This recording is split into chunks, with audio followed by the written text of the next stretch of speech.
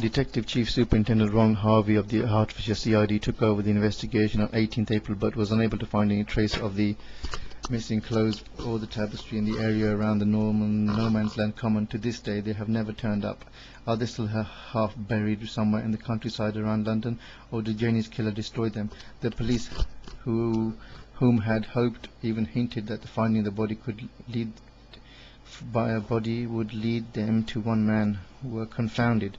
The mini had revealed frustratingly few clues, and none that led to the police to any particular suspect. There were some traces of semen, but semen is a biodestruct enzyme that disintegrates very quickly. After 4 days, it is difficult to learn anything conclusive from it, not even whether it has come from one man or several different men. There were no fingerprints inside the car, either from Jenny or her attacker, since only certain types of surface attract and retain fingerprints. The forensic experts found no identifiable pubic hairs or clothes fibers.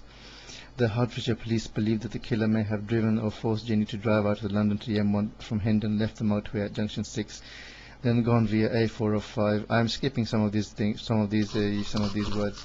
It could have been the killer driven to Envoy, felt enough to drive Hertfordshire, dump the body. The inquest, Jenny Shepherd, was opened 22 April 77. Coroner Arnold Mendoza heard formal evidence, open file. Her cousin Camilla's husband, Alistair Sampson, gave evidence of her good health.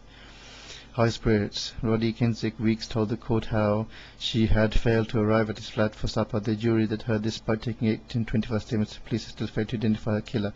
An inch-by-inch examination of the area. By the end of the year, police admitted they were still no nearer to finding the killer, Jenny Shepherd. Detective Inspector Lewis said that they had thought the Jenny Shepherd inquiry would go on forever. Country Lane. Perhaps the killer entered the car. Murder was not that the killer was cunning, certainly. So it's perhaps useless to hope.